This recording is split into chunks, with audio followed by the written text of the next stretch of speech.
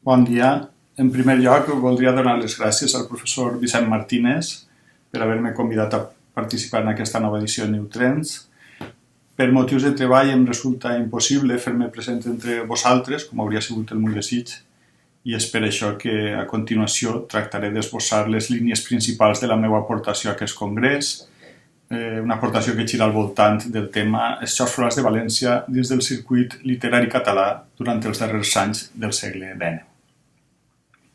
Al llarg de més de 2 dècades, els Jocs Florals de València varen ser cita obligada dels nostres més destacats escriptors del 800.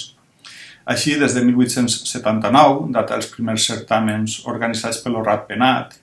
i fins a 1902, hi ha més precedents dels Jocs Aïllats de 1859 i del certamen en honor de Jaume I de 1876,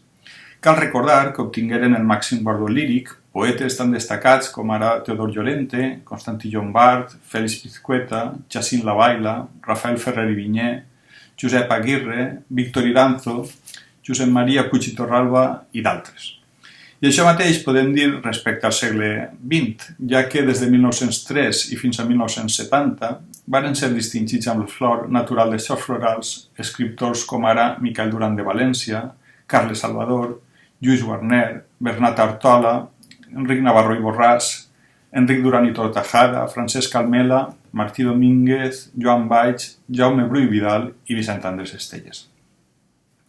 Així, com a mostra de l'èxit social que en poc més de 20 anys assoliren i de la missió que durant les 2 darreres dècades del segle XIX acompliren en tant que difusors del valencianisme cultural,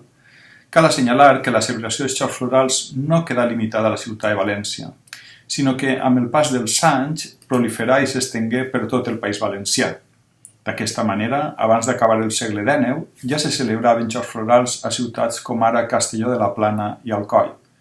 I iniciat el segle XX, se'n feren a municipis com ara Torrent, Dénia, Xàtiva, Sueca, Alaquàs i Manises.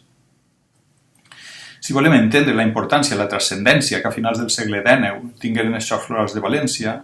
hem de tenir present quines eren les circumstàncies sociolingüístiques i sociopolítiques sempre adverses que en aquell moment presentava el País Valencià.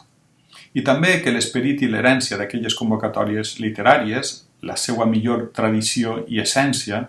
han sigut recollits pels múltiples premis i certàmens que se celebren actualment entre nosaltres i que, salvant les distàncies estètiques i ideològiques que imposa el pas del temps, persegueixen una mateixa finalitat i mantenen una molt semblant estructura formal.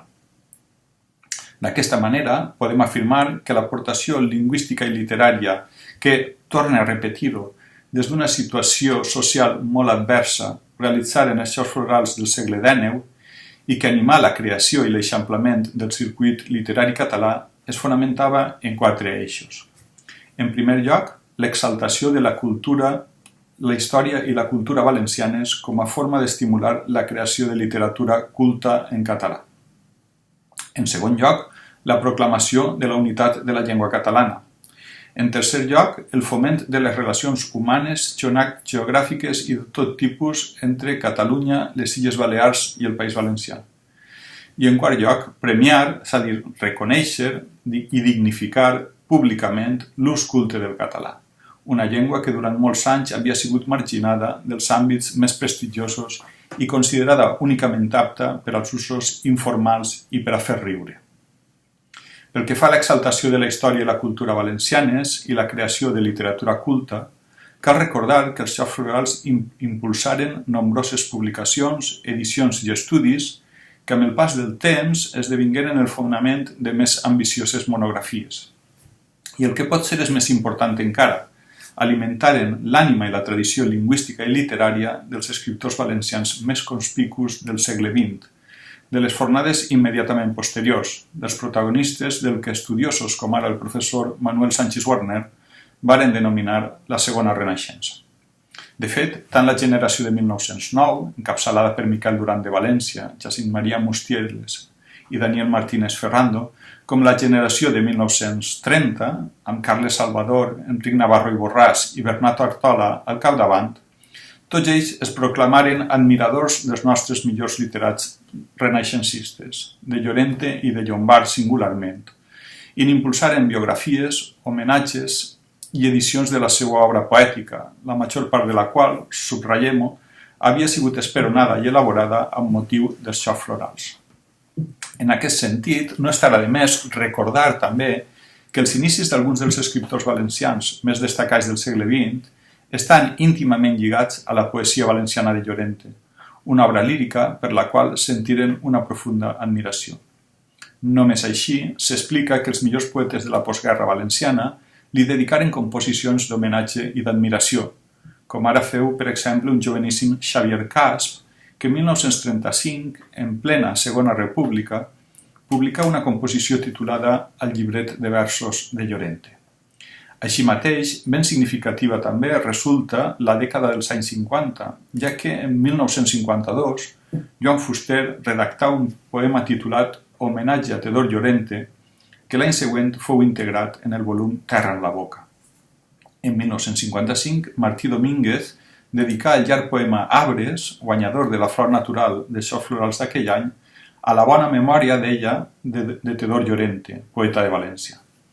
I en 1959, amb motiu del cinquantenari i la coronació popular de Llorente, Vicent Andrés Estellés elaborà un excel·lent remake líric d'una de les composicions llorentines més majestuoses i celebrades, vora el barranc dels Salgadins.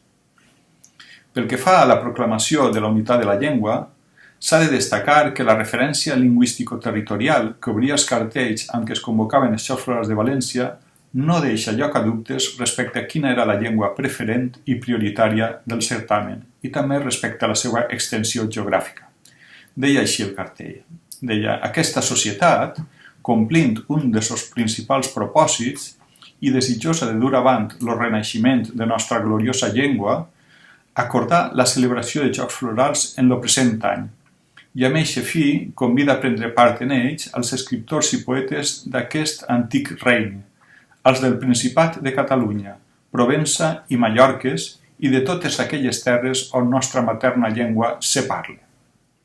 Fins així la cita. En aquest sentit, resulta també significatiu recordar que, tot i tractar-se d'un certamen bilingüe,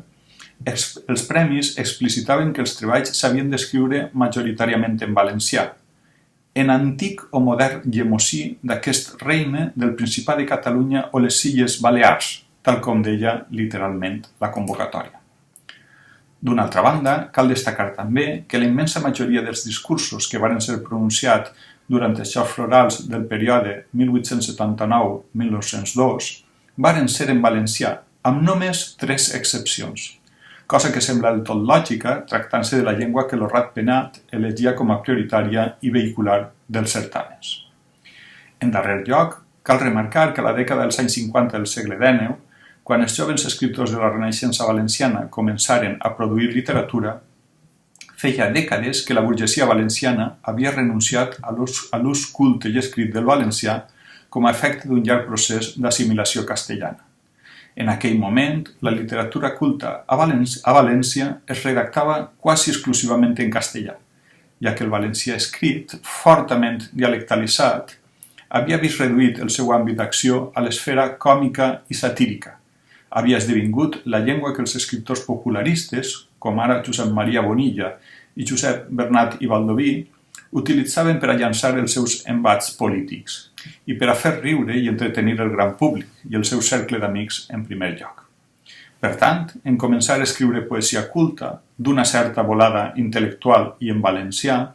els jovens autors com Llorente, Querol, Lavaila, Ferrer i Vinyer i d'altres contravenien els usos lingüístics majoritaris de la seva classe social, la burgesia valenciana. N'esdevenien una excepció i demostraven, al fil del que també s'estava produint a Barcelona, que el català de València era un idioma apte per a la literatura seriosa, amb pretensions que anaven més enllà del desig de fer riure. En conseqüència, el que varen aconseguir amb aquella actitud que, torna a repetir-ho, nadava contracorrent, el que van aconseguir fou dignificar l'ús escrit del català i proporcionar una empenta entre les capes altes de la societat a la recuperació de la identitat valenciana, bastant diluïda per aquell temps, ja que amb el seu prestigi social i el seu exemple elevaren l'autoestima de molts dels seus coetanis que, o bé per temor, o bé per manca de tradició o coneixement, o per totes tres coses, no s'havien atrevit a fer un ús escrit culte de la llengua dels valencians. Dit d'una altra manera, el més normal, en aquelles circumstàncies socials i polítiques, en les circumstàncies dels anys 50 del segle XIX, és que Llorente, Querol i els altres escriptors hagueren escrit únicament en castellà. Finalment, i pel que fa al foment de les relacions entre els territoris catalanoparlants, cal recordar que des d'un primer moment els capdavanters de la branca valenciana de la Renaixença entengueren que si volien que la recuperació lingüística i literària que pretenien portar a terme fora realment eficaç i completa, havia de ser compartida, havia d'abraçar la totalitat del territori lingüístic.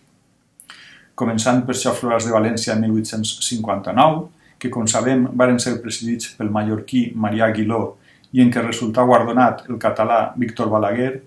continuant pel certamen de 1876, en què van ser premiats 8 poetes catalans i 4 mallorquins, i destacant també la visita conjunta que una trentena de catalans, mallorquins i valencians realitzaren en maig de 1882 als monestirs de Poblet i Santes Creus,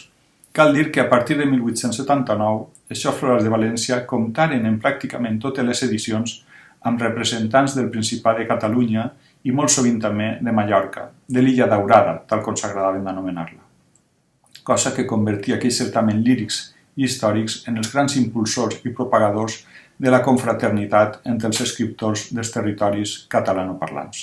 Sens dubte, catalans i mallorquins se sentien com a casa en els concursos que organitzaven els seus germans valencians, i per això freqüentaren tant els nostres Xaf Florals, unes vegades esperonats per la possibilitat d'opció a premi, i d'altres convidats pels companys valencians perquè, amb la seva presència, atorgaren suport i prestigi a la festa literària. Cosa que, al remat, repercutí en la consolidació del circuit literari català que en aquell moment començava a crear-se i a eixamplar-se i que experimentaria un gran creixement durant el primer terç del segle XX. Moltes gràcies i que tingueu un molt bon congrés.